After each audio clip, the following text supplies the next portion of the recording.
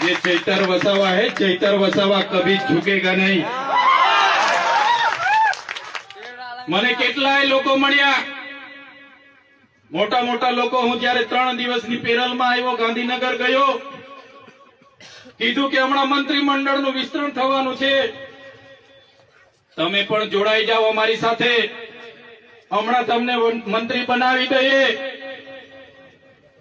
પણ જે મારી ગરીબ જનતાનો મને સહકાર મળ્યો છે, મારી ગરીબ જનતાના મને આશીર્વાદ મળ્યા છે, આ આશીર્વાદ, આ સહકાર એ મંત્રીને મુખ્યમંત્રી કરતા પણ મારા માટે બહુ મોટી વાત છે।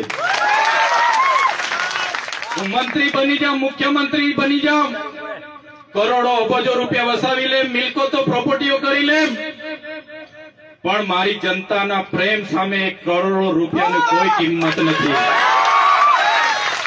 આ મારી જનતાનો પ્રેમ છે, આ મારા સાથી મિત્રોનો સહકાર છે, આ મારા વડીલોની આશીર્વાદ છે, એની સામે મારે મંત્રી પદની કોઈ ગરિમા નથી।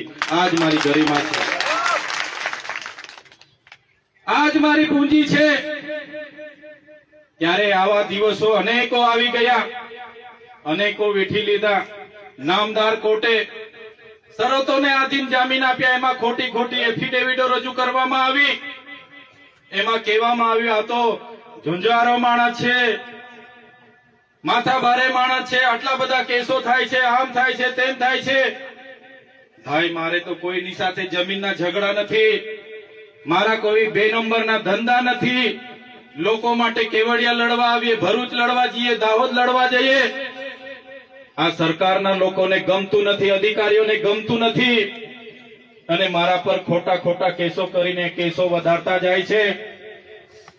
ત્યારે શરતી જામીનો મને મળી છે, મને કેટલાક અધિકારીઓ રાજી રાજી થાય છે, એના નેતાઓ રાજી રાજી થાય છે, કે છે કે ડેડિયાપાડામાં એમને જવા નથી દેવાના, પ્રતિબંધ છે, આવનારા દિવસોમાં નર્મદામાં પણ જવા નહીં દઈશું, પ્રતિબંધ થઈ જશે।